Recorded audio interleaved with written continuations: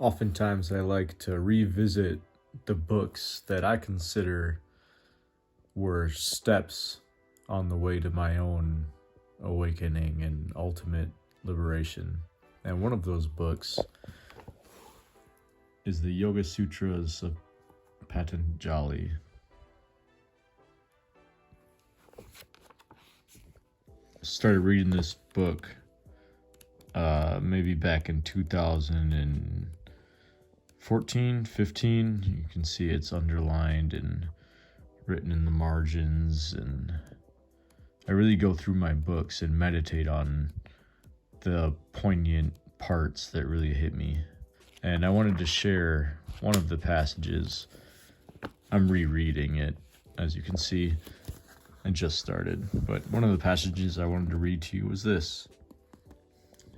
If you detach yourself completely from all the things you have identified yourself with, you realize yourself as the pure I. In that pure I, there is no difference between you and me. This is true not only with human beings, but with everything. You call something a dog because it has a dog's body.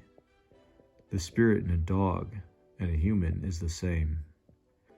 The same is true even with inanimate objects.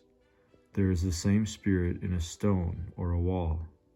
If I use the term spirit or self, you might hesitate to believe me. But if the physicist says the wall is nothing but energy, you will believe that. So using the scientist's language, there is nothing but energy. The same energy appears in different forms, to which we also give different names. So the form and name are just different versions of the same energy. Behind the different forms of energy is one unchanging consciousness, or spirit, or self. If we could calm our minds and get to the basis of all these modifications, we would find the unity among everything. That is the real yogic life. And that's all I point to. That fundamental essence of self, upon which everything else is constructed.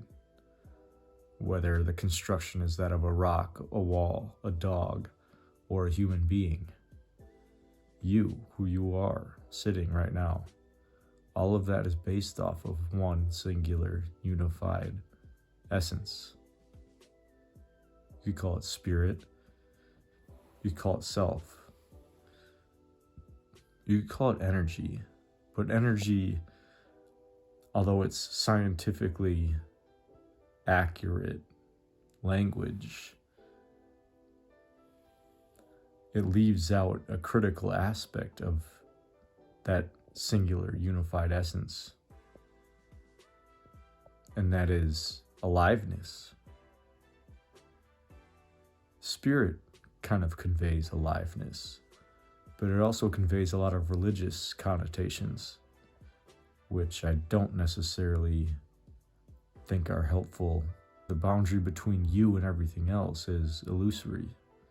It's based off your concept of self. But if you get to this space within you that I guide you to regularly in the videos I make, it's just that subtle essence that pervades all things. That's all I ever point to. That's it. And it's right here.